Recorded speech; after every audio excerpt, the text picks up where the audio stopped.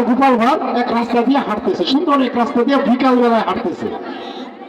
কথা না বলি, বিকাল বেলায় হাঁটতেছে রাজা আর গোপাল ভাঁড়। শুনতেছি সবাই? রাজা বলতেছে গোপাল ভাঁড় রে, গোপাল ভাঁড় রে, আমি তো গত রাত্রে বিরাট এক স্বপ্ন দেখছি। কি স্বপ্ন দেখছেন? আমি স্বপ্ন দেখছি তুই হইতেছে, তুই আর আমি এক রাস্তা দিয়ে হাইটা যাইতেছি, হাইটা যাইতে যাইতে এমন এক বাতাস আইছে, বাতাস আইসা আমরা দুইজনকে উড়াইয়া নিয়ে ফেলাইয়া দিছি। দুইজনকে কি করছে? উড়াইয়া নিয়ে ফেলাইয়া দিছে। আমারে ফালাইছে ক্ষীরের পুকুরের মধ্যে। আমি কাছে পড়ছি এটা একটা ক্ষীরের পুকুর। ক্ষীর বুঝেন তো? মিষ্টি টিষ্টি দিয়ে আয়রা যেটা বানানো হয়, ক্ষীর। আর তো তুই গিয়া পড়ছস একটা গুয়ের দিঘির মধ্যে। ঠকাইয়া দিল গোপাল ভাঁড়। এটা দেখে আমার চিন্তা লাগতেছে, যাক আমি রাজা দেখে বুঝো আমার নিয়ে ক্ষীরের ডেট ফলাইছি, আর তুই তোরা নিয়ে গুয়ের ডেট ফলাইছি।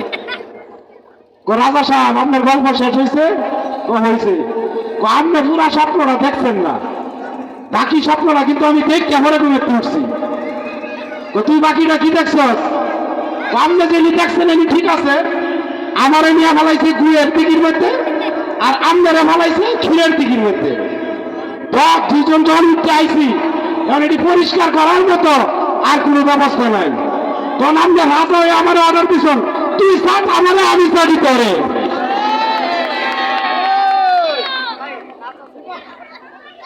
এ পর্যায়ে ভাল লাগছে নাকি? তালি হয়েছে না?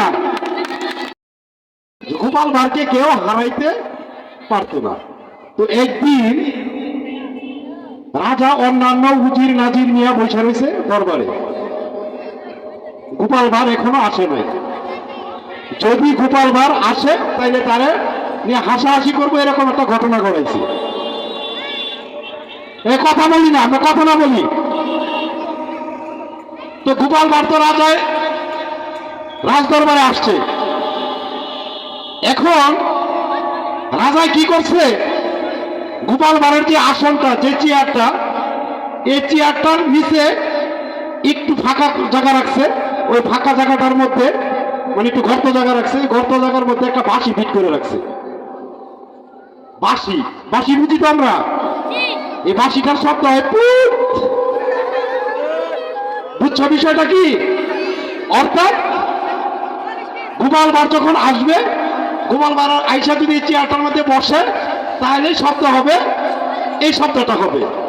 আর এই শব্দটা হইলে গোপাল ভাঁড়কে হাসাহাসি করে গোপাল ভাঁড়কে ঠকানো হইল না। এই সিদ্ধান্ত নিয়ে রাজা বসে রয়েছে, গোপাল ভাঁড় আসছে। তো গোপাল ভাঁড় আইসা হাইরা চেয়ারের মধ্যে বসছে।